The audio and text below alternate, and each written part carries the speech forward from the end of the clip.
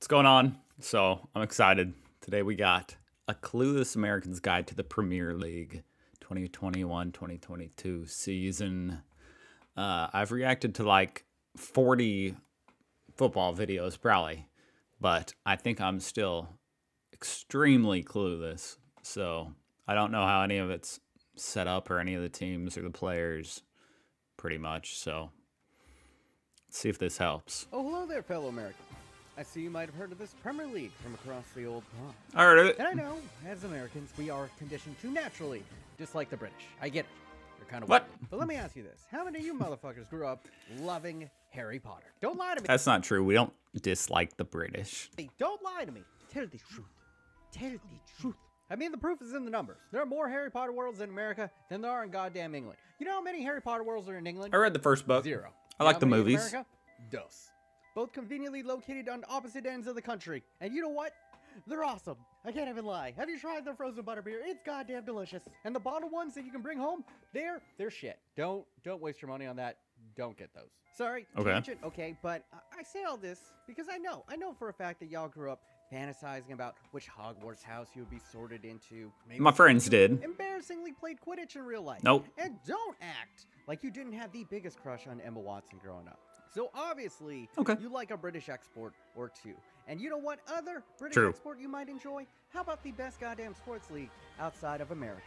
But I mean, what are we competing against here? Chinese basketball? The Spanish league? Or La Liga as they call it? Okay, I'll admit that La Liga was fucking... I don't know. Yesterday I watched the Australian Football League, and that was pretty cool. when it was Ronaldo and Messi dueling every season. But that era is over. I do love Messi and Ronaldo. And Messi's team is a cesspool now, so nope, I'm out. Shark Tank. And yeah, the Italian and German leagues are pretty dope too, but you and me, we're American. Let's be honest with ourselves. We probably only speak English. And don't kid yourself that it'll help you learn Italian. Je parle le français un peu. Americans. We love convenience above That's all I know how to say. So much so that we sent Jeff Bezos into space and we couldn't afford to leave him there. And the Premiership is just the most convenient choice. We only speak English, so sadly, that narrows it down to literally the English. But have no fear because Premiership is pretty dope. It's easily the most accessible league. It's not outside just of the America. English. Mostly all the coaches, all the athletes speak English, all the pundits and the analysis is in English. It is their version of the NFL, if you will, the most popular, the most bombastic, entertaining sports league in their country. And Definitely more bombastic than the NFL. I know how much you love the NFL season. You know what's better than one? I really, honestly, I don't. I don't watch football. NFL season? How about 2? And in this sport, I do like it though. It's a good game. I'm just not that into it. You don't have to feel guilty about them getting CTE, for the most part. I know. It's like concussions don't exist in Europe. Good thing they don't have to use their head. Oh. All right. And just think about it, man. Another roll of the cosmic dice. And if you were born over there, you would absolutely love Manchester United the same way you love the Dallas Cowboys. And if you grew up hating the Dallas Cowboys, you would have grown up hating Manchester United just the same. Same, but different. It's all the elements you know and love, now with new international flavor. The characters, storylines, dramas, stakes, history, it's all here, baby. And honestly, I think the reason why this hasn't caught on earlier here in America is simply before the internet, we had no way of watching this shit live. But now you can pretty much follow any team in the world completely off of Instagram. I wonder if that's true. I mean, it's not like American football is popular anywhere else in the world, right? So I think for us to get more into it, we would just need a better team or a team that played in this kind of stuff. And I don't know, maybe Kim Kardashian would need to like go to the game or something. Or TikTok. Plus, out of the major sports leagues outside of America, I would say that the Premiership is the most competitive, it's the most physical, and in my humble opinion, the most entertaining league. And it uses this clever little hack that Americans might be familiar with that somehow make a long 38-game season compelling from start to finish, for the most part. But let's say you've never gotten into soccer, or football as they call it over there. I know, idiots. As an American, who the hell do you even root for if you don't even have a connection to the country? I actually call it football now, like in real life, and people are confused. Where do you even begin to follow one of the up-and-coming teams?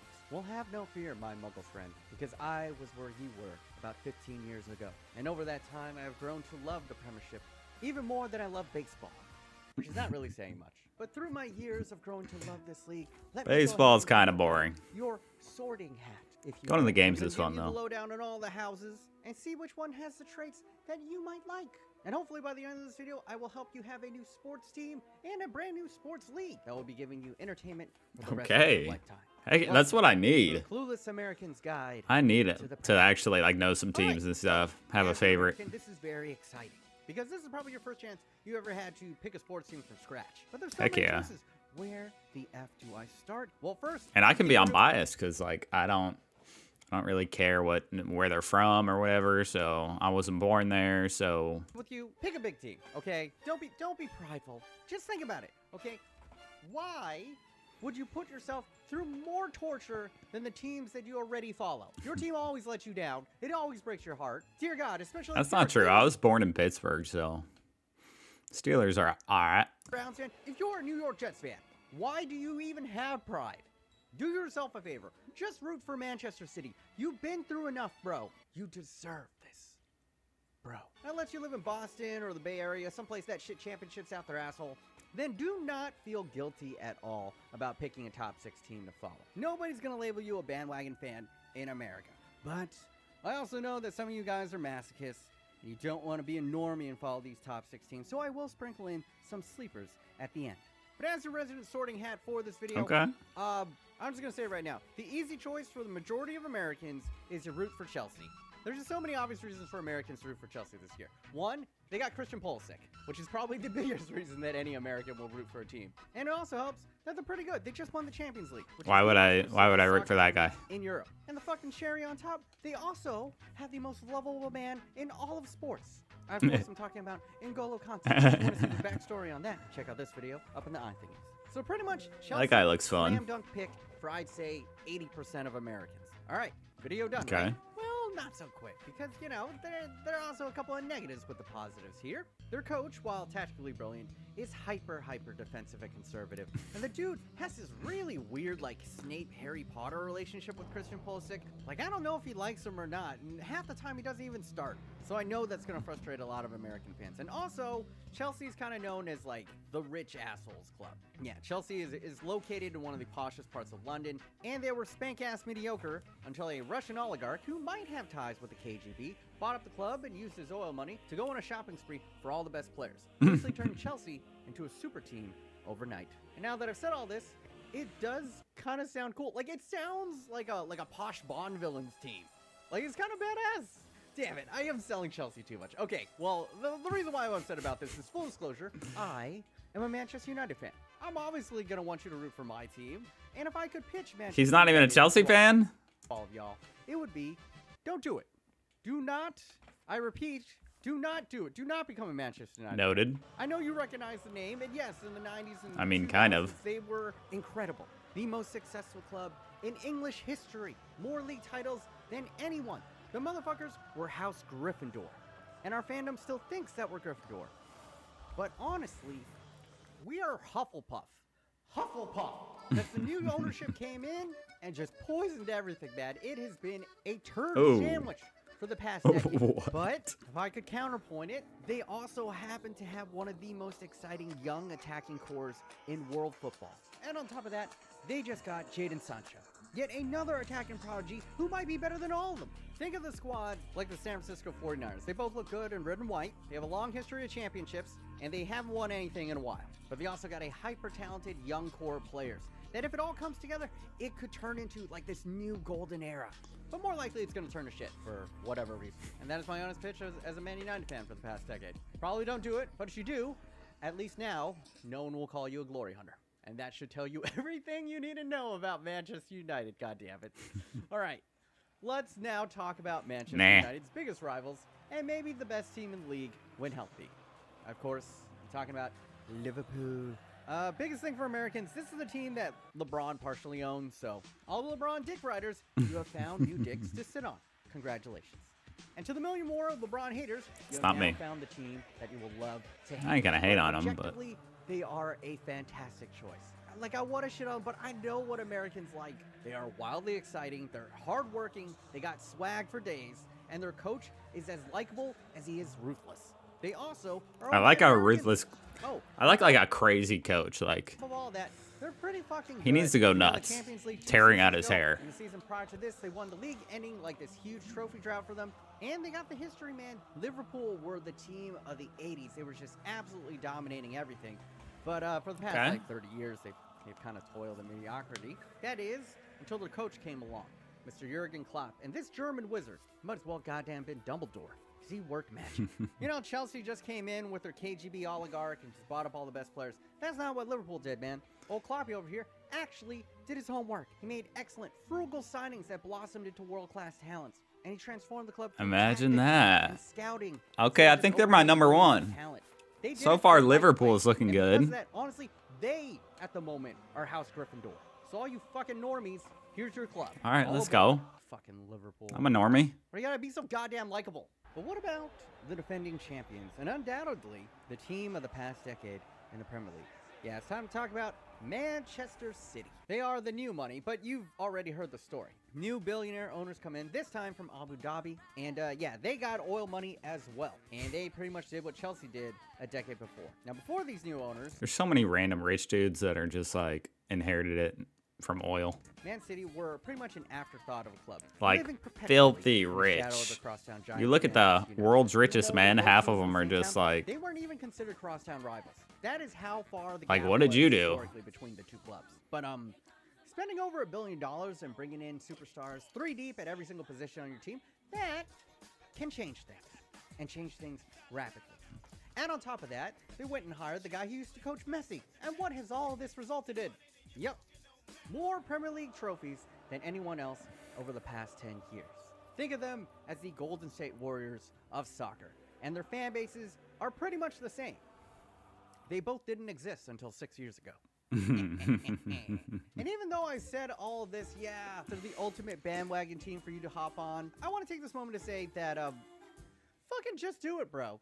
Live a little. Because here's the thing.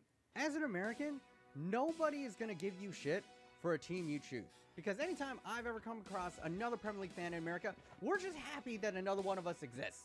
Right, that's what I'm thinking. Like, no one's going to give me shit. I don't think anybody would even know. Like, I don't know who I would tell that I'm now a Liverpool fan. Furthermore, all the people from the UK that I've dealt with, when I tell them I'm a Man United fan, they don't really give me shit either. Probably just be awkward silence. Nobody really cares. You don't have any hometown loyalties or family to link you to any of these clubs. So just follow who you want to follow. Do yourself a favor, Detroit Lions fan. I already know you like a team that plays in a light blue jersey, but wouldn't you like to watch a team in a light blue jersey that wins all the time? Like, haven't you been through enough? You deserve it, bro. Do it. No one's gonna give you shit.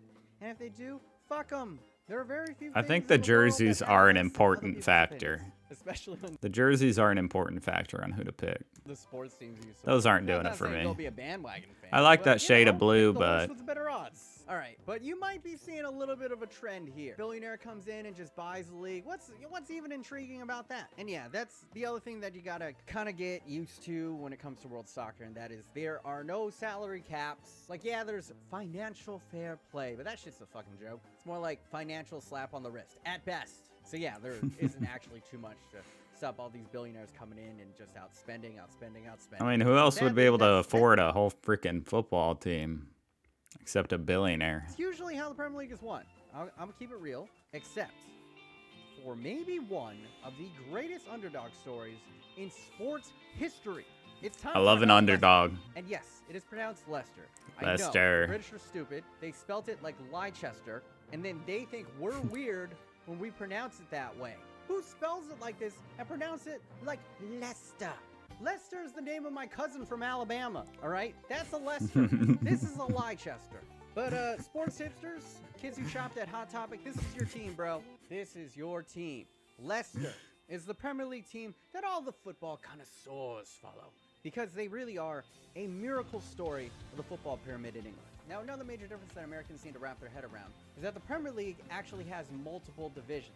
And at the end of the season, the bottom 3 teams with the lowest amount of points get relegated, which means they get sent down in division, and then the top 3 teams from the lower division come up. And if I'm going to be honest, that would suck. The teams that come up, they usually go right back down. They're not very good. They're usually shit. Like, most of the teams that just make it into the Premier League, they're happy to be there for a season. And that's what a lot of people thought Leicester were. But Cousin Leicester came all the way from the 3rd division of English football, made it into the Premier League, barely survived their first season there, and then the next season won the whole goddamn thing. Let's go. Familiar with this, the odds at the start of the season were 5,000 to 1. To put that into perspective, the Jets winning the Super Bowl next season would be less surprising. And this wasn't some typical oil baron coming in, buying up all right, I think they're my favorite. They just happened to scout and moneyball their way into this I respect weird, that. island of misfit toys, but it worked.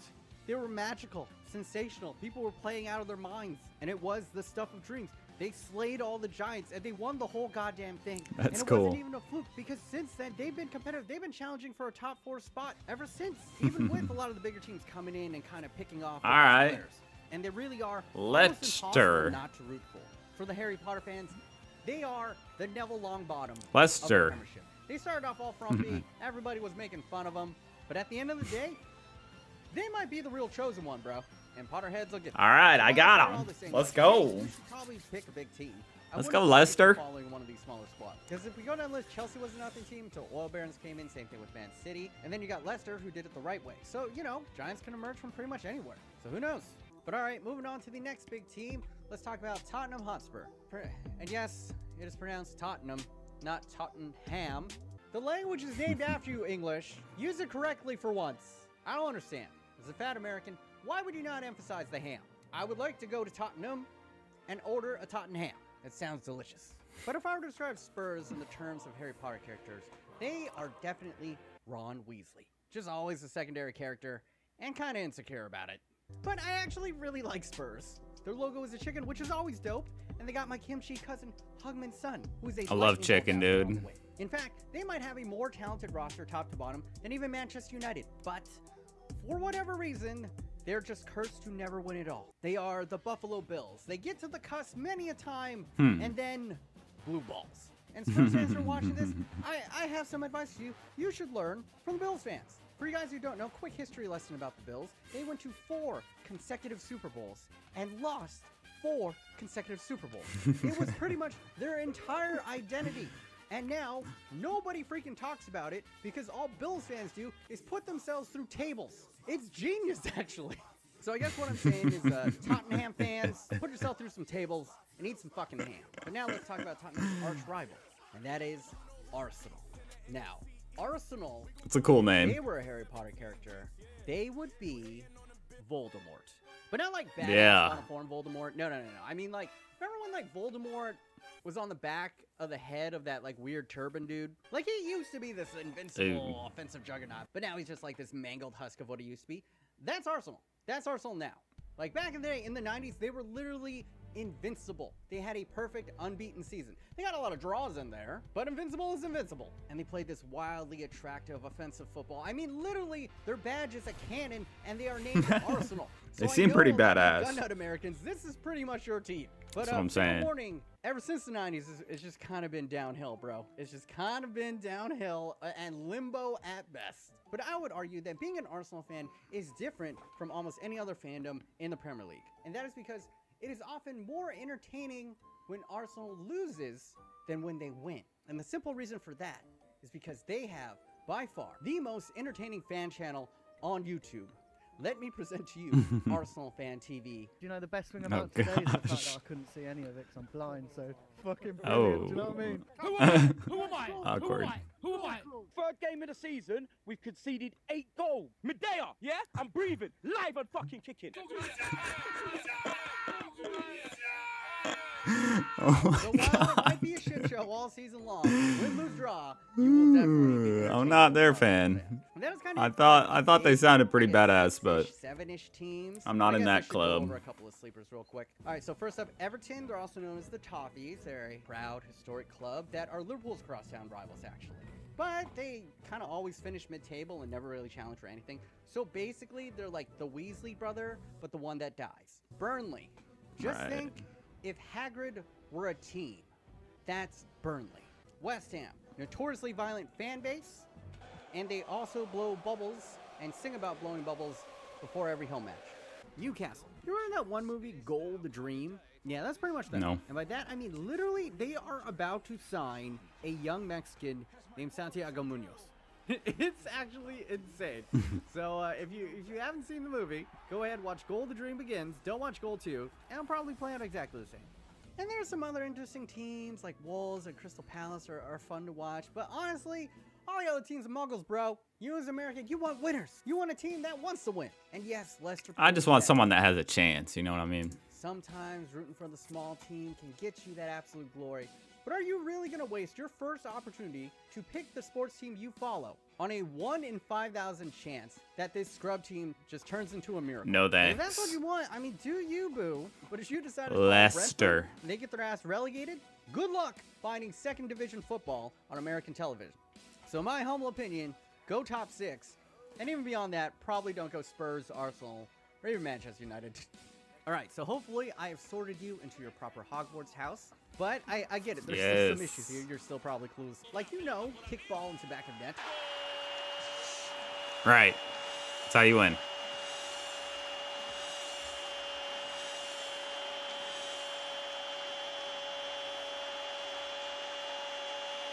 But much like any sport, it's the nuances. It's the accoutrement. That's the good stuff. That's where the real flavor is. So how do you learn all that? How do you learn the rules? And what the fuck is a table? And to that, and I'm not kidding here when I say this, I think you should play FIFA. Not Ultimate Team. Not Ultimate Team. F***ing hell. Do not play Ultimate Team. That is mental heroin. It will take all of your money and ruin your life. But career mode in FIFA 21, this year's iteration, is excellent. It's the best that it's been in a decade. And I've never played, yo. It's going to be right around the corner at the end of September, which means FIFA 21 is probably going to be free on some subscription service you got, or it's going to be in the bargain bin. And you know how sports games are. Just pick up Dude, it was always the foreign exchange student sitting in there in like the game lounge at university playing FIFA. I thought they were just watching soccer. The graphics are that good. Update the roster, and it'll probably be as good as FIFA 22, if not better. And from there, you can try playing with a couple of the big teams. See if there are any players that call to you, resonate with you. And if you've ever enjoyed the franchise modes in like Madden or 2K, you'll be right at home here. I used to be a die-hard Madden franchise guy until I found FIFA Career Mode. And honestly, that's kind of what got me into the sport. Like, the Career Mode was just better than Madden. And honestly, playing through a season will teach you almost everything you need to know, from transfers to formations to that would probably be the most fun way to learn. Guy, why is he so OP? What the fuck? And also, do not feel obligated to play every game. Just sim a shit ton. That's what I do. And have no fear. Sim it, and you don't get the results that you want. You just reload the save and sim again, like this. What the heck? Like you simulate the game, like it just plays for you? Don't act like you don't do it. Shut up. You do it too. Don't look at me that way. But the main reason why I think you should play Career Mode is it'll give you the most intuitive understanding of the table, which is probably the biggest departure away from American sports. Now, Americans, you're going to want to hold on to your butts for this one. This is a tough pill to swallow, but the Premier League does not have a playoff system. I know. What the fuck, right? The playoffs are always the best part of any sport. But they do have this intriguing trade-off here. Check this out. So they just play 38 games, and whoever has the most points at the end of 38 games wins the league. You get 3 points for a win, you get 1 point for a draw, and then you get 0 points for a loss. Obvi. And what this creates is kind of like the same thing you get with a college football season, where every game in the regular season actually matters, because a slip-up of any of the big teams could spell disaster for their title hopes. And that's exactly what it is in the Premier League. A loss or even a draw from a big team is devastating, because it's definitely probably a more fair way to do it, because then it's not as much based on, like, if you go up against one team and you lose. Big teams.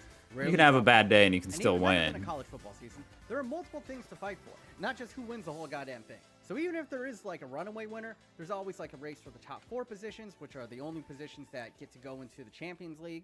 And for those who are disappointed that there are no playoffs, well, let's talk about the Champions League, because this is pretty much their version of the playoffs and kind of on steroids, because the Champions League isn't just English teams. It's actually like the Wizard Tournament from Goblet of Fire. It takes all of the best teams from all the other European leagues and puts them into a tournament arc. So that's exciting. That you've heard of, the Barcelonas, the Real Madrids, the Juventuses, they're going to be in this tournament. And if you're lucky enough, Messi your team might actually play them. And it runs simultaneously throughout their regular season. Oh, so heck you're yeah. gonna be getting even more sports goodness throughout the year. And it's usually midweek. So on Thursday nights, when I got NFL football and Champions League, I feel spoiled for choice.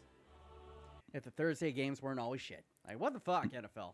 It's so bad. And what's dope about the Champions League is you can even pull a Chelsea. Chelsea's actually done this twice, where they actually sucked it up in the Premier League, but they got hot and won the whole goddamn Champions League.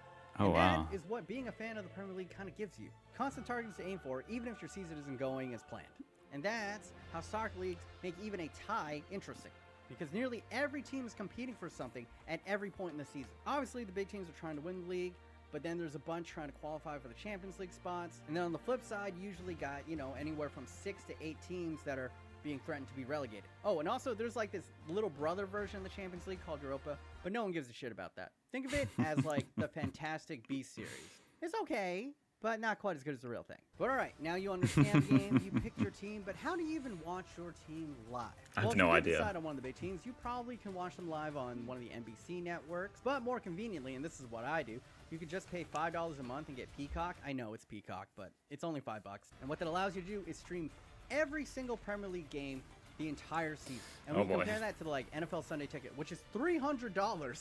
Yeah, $5 a month, a goddamn steal. Now, here's the little tough part, guys. If you're on the West Coast, it could be hard sometimes. Some of the games, if you want to watch them live, are going to be at, 4 a.m., 3 a.m. But, 80% of the games will be at a decent hour. And East Coast, it's almost never an issue. But if you don't feel like waking up at like 4 a.m. or if you're just a busy person, How am I going to be watching a game on a Thursday at 8 a.m.? Catch every game live. You know what to do. You can just get the highlights off of YouTube or Instagram. And also, this is yet I'm going to check out the highlights for Leicester. another reason That's what I'm gonna why do. you want to at least follow an entertaining or attacking team. Because let me tell you, waking up at 4 a.m. to watch your team draw 0-0, not it. Not it, bro. Not fun. And that's going to be about it. I know this I've never actually watched a full soccer game, like full football game. Just a lot of highlights. Information to take in. So my best advice is really take it slow, play career mode, check out a couple of different teams, and you don't really got to worry about all the rules like handball and offsides and shit, because now with VAR, they pause the game and they explain everything with instant replay, just like in American sports. Good job, I Britt. think I know offsides. It's like the defenders can't be, if they're on their side of the field, they can't be behind the ball. I have no idea. You're finally caught up. They can't be the last player back. Hopefully you I are don't know. primed and ready. Go ahead. Best of luck to you, as long as you didn't choose to root for Manchester City. But before I go, I've been looking at the analytics, and I've seen that a lot of you Europeans also like to watch these Clueless guys. And that got me to thinking, would any of you Europeans be interested Oh, that'd be these interesting. guys to the NFL? But yeah, that might be a video. I would need to watch that for too. another day. As you did enjoy this one, go ahead, smush your nipple into the like. I did enjoy that, I didn't even talk that much because this guy was just rattling on facts. So thank you, Bienno-ness. Button really helps me out in this godforsaken algorithm. Because YouTube has goddamn striked every single video that I put out. This video will probably be uploaded as well. Yep, been there. Oh well. Wow. Okay. Whew. What did I learn? I learned a lot. And I think the team I chose, since that was basically what this video is centered around, choosing a team, I think I like the story of Leicester, dude.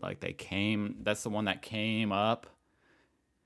They didn't they weren't just bought out and put together this team of people being paid $50 million. They worked hard and they came up from the third division and won. That's my team right there. Let's go. Let me see if I can't remember how to spell it exactly. It was Leicester. Okay. Let me see how they're doing. Oh, 2-0. Let's go, baby. Oh, they're playing in 8 days. Okay, let's go. Wait, they're playing in 4 days. And they tied their last one. They lost the one before that. Okay. Okay. All right. 13th in Premier League. Okay, they got a chance, right?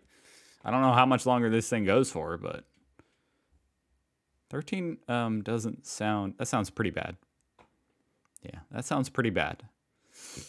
Yikes. Well, I'm with them now. I'm stuck with them. Let's go Leicester. Let's go Leicester. All right. Thank you for watching.